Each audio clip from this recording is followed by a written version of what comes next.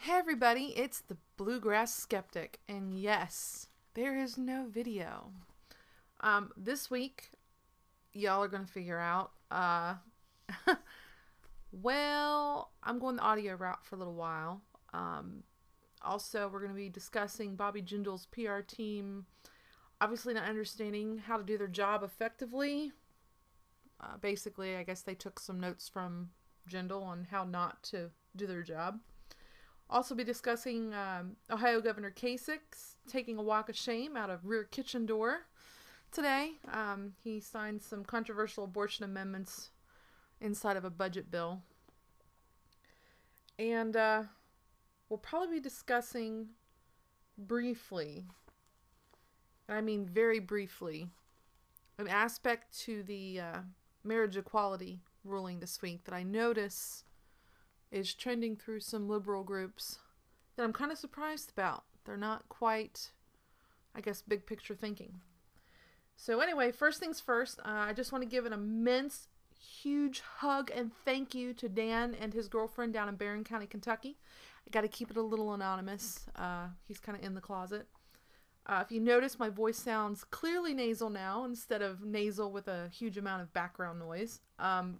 Thanks to Dan's generous donation of a pretty damn nice microphone here, you have no more annoying echo and only the smooth, hay fever pitched tenor of my voice.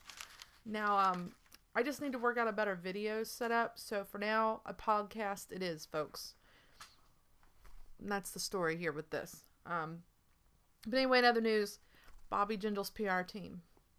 I'm telling you guys, they went waist deep into online Q&A via Twitter.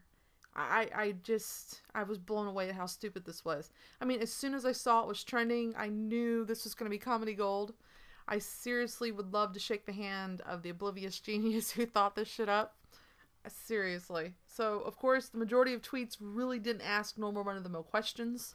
I don't think any of us would be surprised. I had a couple personal favorites as I was rolling through it all. I think my favorite one, and I'm not naming Twitter people here, I was just kind of paying attention to their quotes, but one of my favorite ones that I saw was asking if Jesus would win a fight against Vishnu. I thought that was just fantastic. It was kind of politely calling into focus Jindal's family's heritage and, you know, his obvious transition away from Hinduism and he went into Christianity. A lot of folks tend to think he did that because of his political career aspirations. I can't really say. I'd have to read a book, you know, like a biography, and I don't want to waste my brain cells reading that just yet, especially about Jindal. There's plenty of other people I'd rather read about. Another one was if anyone could pet a dinosaur or just Jesus. Kind of taking a slap at his whole creationist attitude and views. I mean, you know, he signed into law that evolution can be supplemented in science classrooms down there with, you know, critiques and analyses of other ideas of creation. Granted, I don't think they can particularly say the Bible, but they can still bring in intelligent design. So that's pretty easy to use and abuse. But still, the entire vent, it was like almost a therapeutic venting session, you know. A lot of the comments were, well, they're supposed to be questions, but really they were rhetorical. They were really statements more than anything. And I mean, they were very dry, sarcastic, almost acidic. I mean, it was very vitriolic, some of the stuff that was posted on there. One in particular, and I know I brought this up not as succinctly, but I've discussed this in a previous blog about Jindal back when he did the, was that the Religious Freedom Restoration Act he did back in the middle of May. Well, someone brought that up again, and they had, you know, had said, when you say you don't respect immigrants, does that include your parents?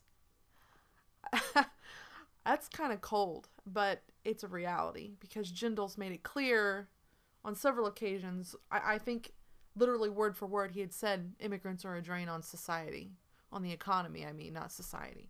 So, I mean, he's pretty harsh towards immigrants anyway, and when his parents came over, I mean, his mom was already 3 months pregnant with him. So you could almost accuse him, if you want to be that mean, you could almost, what did Stephen Colbert call that? An anchor baby? But anyway, bring up his parents, his cultural background even. I mean, this was just like rampant on Twitter. Many retweets of his state portraits where he appears rather awkwardly, I might say, as white. I mean, Jindal is Indian. He has a very obvious, darker skin tone. But yeah, his state portraits don't really reflect that. Of course, neither does his name. And I mean, we all know his real name's Piyush Jindal, but he goes by Bobby. Betty Bowers even kind of weighed in for a minute on that one, asking if he was upset that Jeb Bush had outdone him for a more redneck name than Bobby. And they're both fake names kind of deal, which was kind of hilarious. But yeah, I mean, like I said, Jindal is of Indian descent. It's kind of surprising he has the attitudes that he does.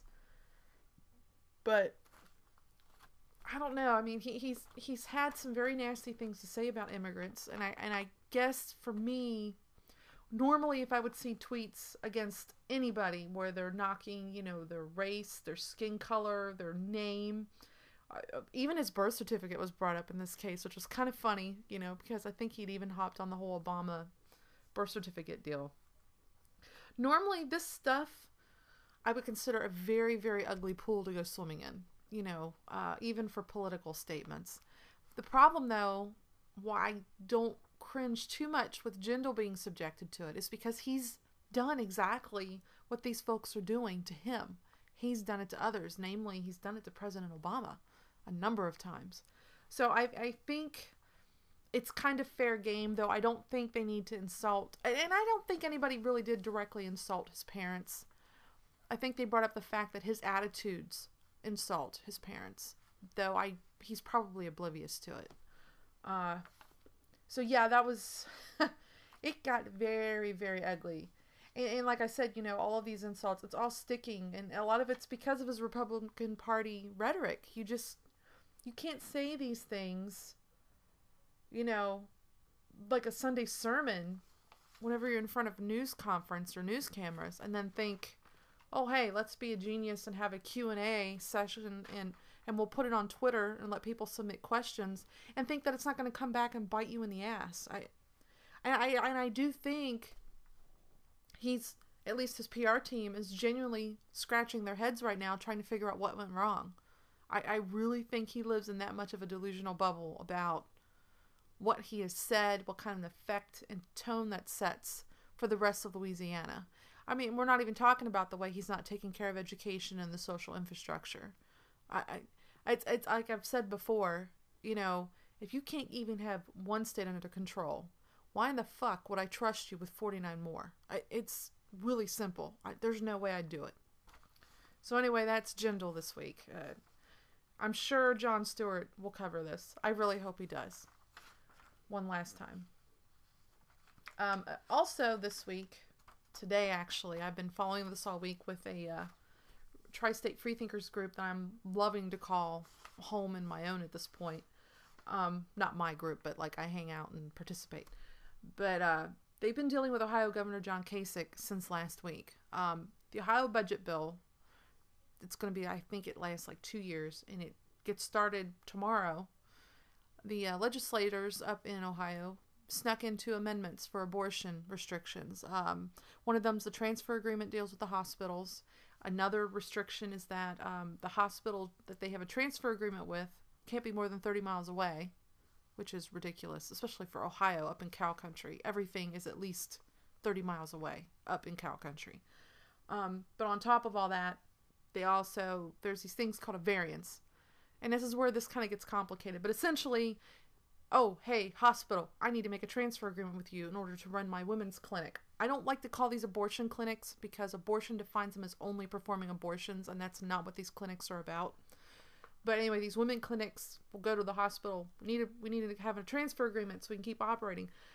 If I understand Ohio law right, one, they don't have to agree to a transfer agreement with the abortion women's clinic.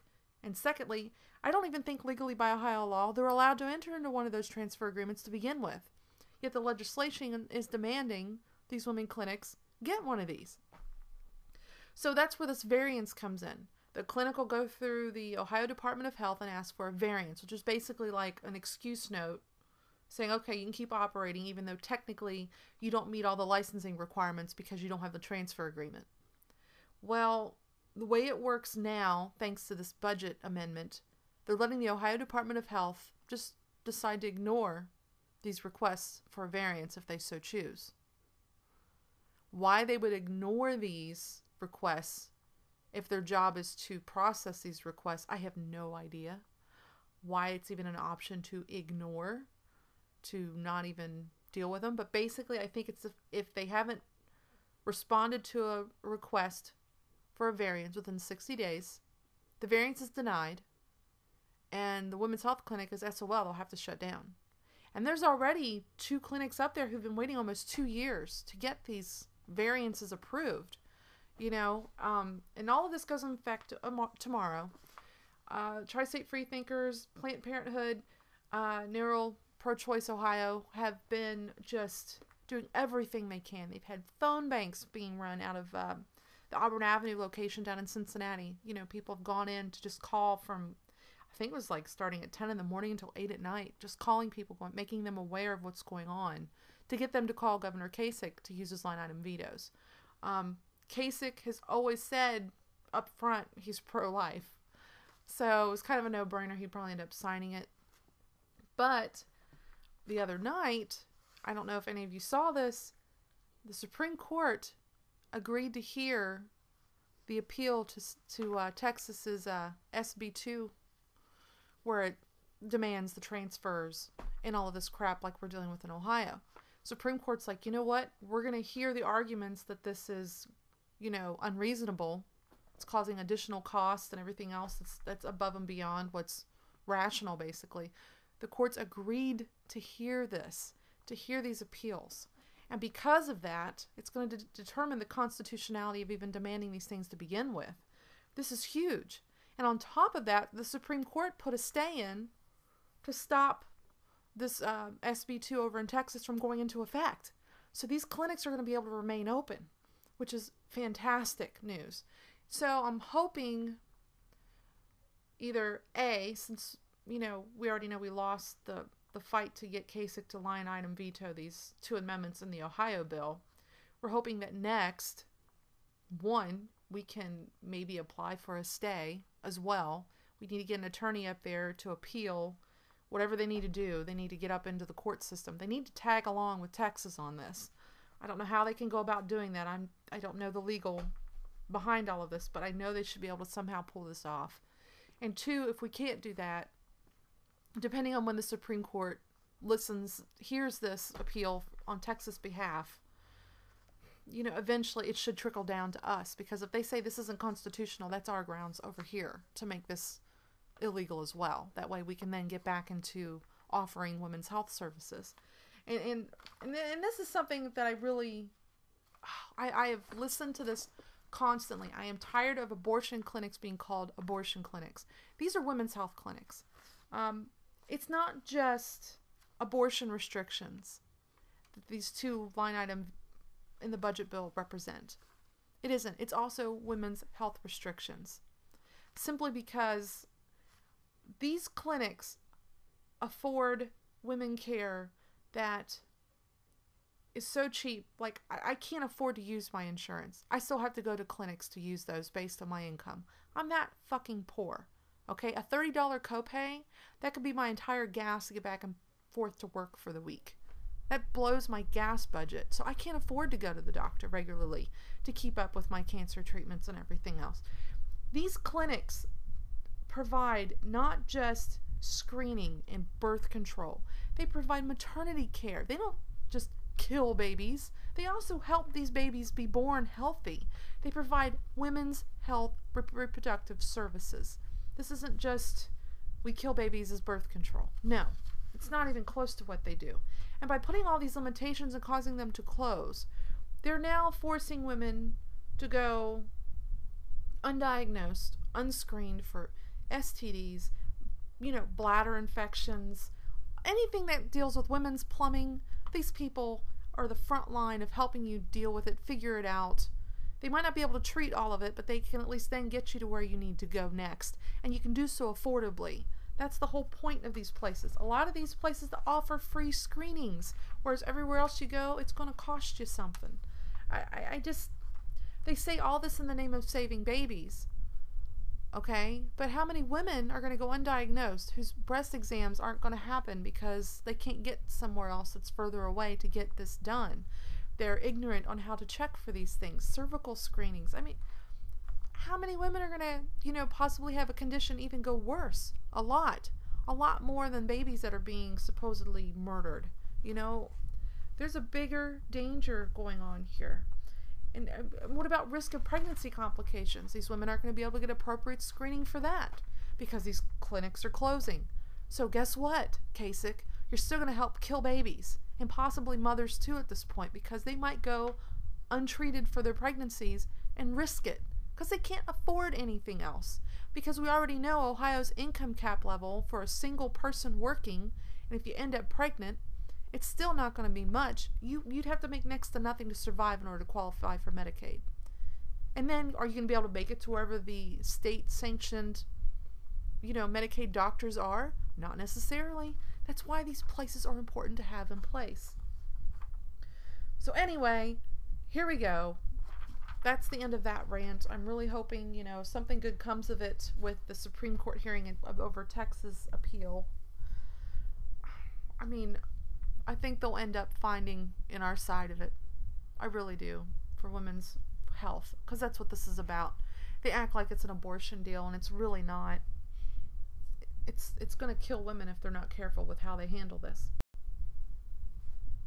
It's the big news. Supreme Court found in favor of the I hate trying to pronounce these names because I'm pretty sure I'm messing it up, but I think it's Obergefell, and Hodges case, essentially saying that marriage has to be same-sex marriage has to be recognized in all 50 states. If you get married in New York, that allows for it, and Indiana doesn't. You move to Indiana. Indiana still has to acknowledge your marriage, has to recognize it.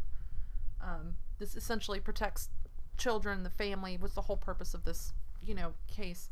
But anyway, so that's the big news. Everybody's happy. There's waves of rainbow-colored pictures all over Facebook profile feeds right now. And of course, you also have the opposite side of it, showing their red and white cross icon flag things, whatever, floats their boat.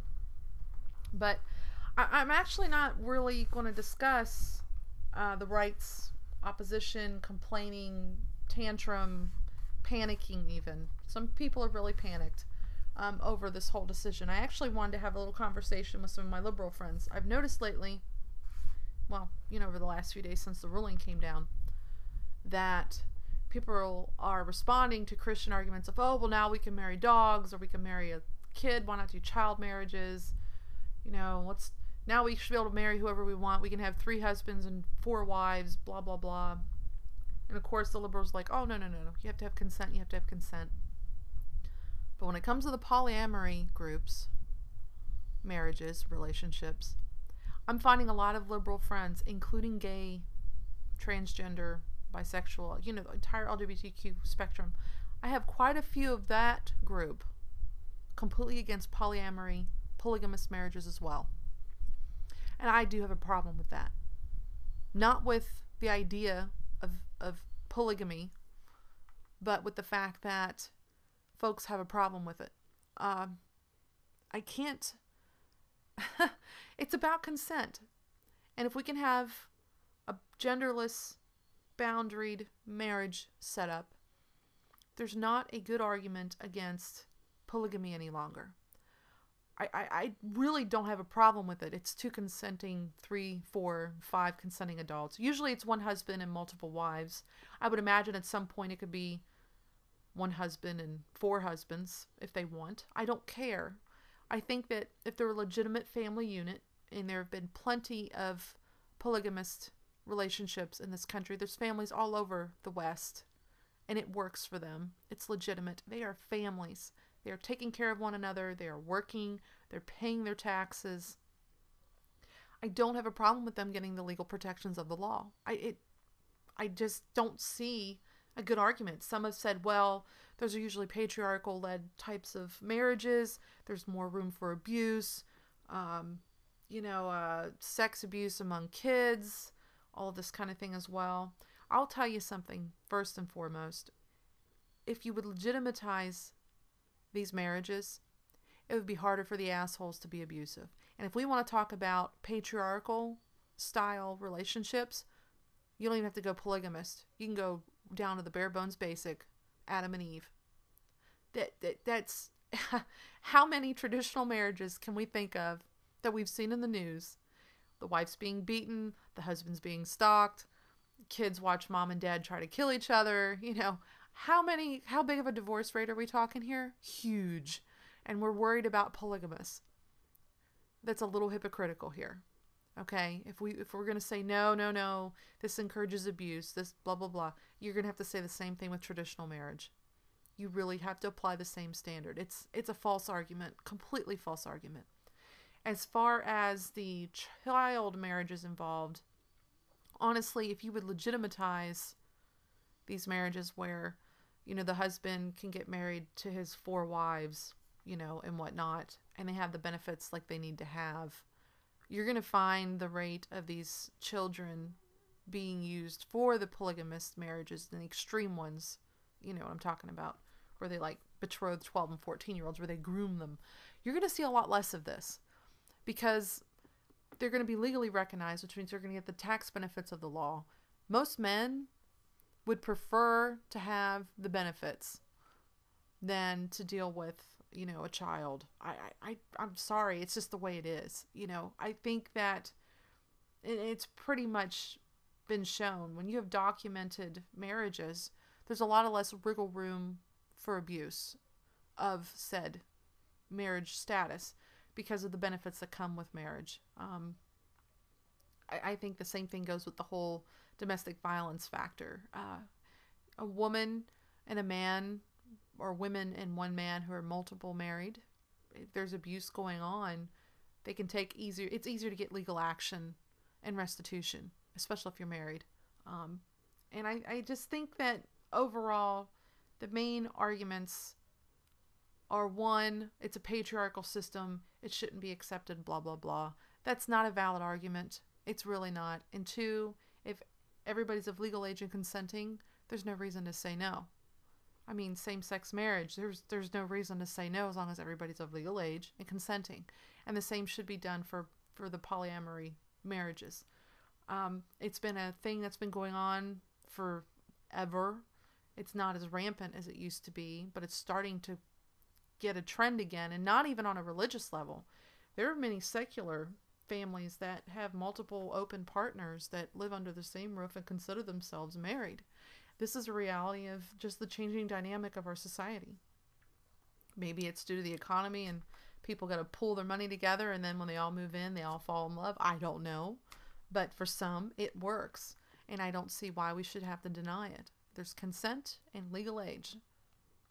And if the argument is, well, we don't know how we're going to make this work in a legal sense, I'm sorry, but they used to say that about the slaves, and then when they were freed, they were like, oh, well, we want to vote. Well, we don't know how we're going to fix that set up on the ballots and blah, blah, blah. Come on, people. Just quit coming up with stupid excuses. It's not that hard to work out the logistics and make it work. If on the first day of all these same-sex marriages, some folks just had to write their name over on what would normally be the wife's side, oh well, they did. It's taken care of. It's still legitimate marriage. It's legally protected and recognized. End of story. But this is just something I feel like there's a little bit of hypocrisy going on in the more liberal-minded communities about marriage lately. They want equal marriage. They're calling this equal marriage. I don't see this as a completely marriage equality situation yet because of the polygamists. I feel like they have a legal bounds and right to pursue this. I would support their right to have these marriages recognized and find a way to make them legitimate. I don't see a problem with it. I really do not. Ultimately, it's a benefit, I think, for our community. Strong families is what it's all about. They form strong families. And like I said, I just think it just takes some getting used to, and we'd be fine with it. So anyway, that's what's going on this week. In a couple of days, I plan to have an interview. I'm doing a new blog call over on the bluegrassskeptic.com where people are welcome to submit every Thursday, no later than 11 p.m. Eastern. Get it submitted. Whether it's pictures of an adventure you're having with your family, something you're out and about doing. Summer memories is the theme, and every Saturday morning I will post what's been submitted by the previous Thursday at 11 p.m. Anyway, my son is going to be interviewing me. He has 5 questions for me. Just kind of nerve-wracking because I don't know what they're going to be. And he's a lot like me, so he's going to be a little shit and probably give me some loaded questions that I will be kind of gobstopped for a minute, like, what? But it should be an interesting conversation because he and I talk all the time anyway. And maybe I'll have some for him the next go-round. But anyway, that's it this night of June 30th. Have a safe week, everybody, and look forward to you following up on Saturday with some fun stuff on my website. Bye!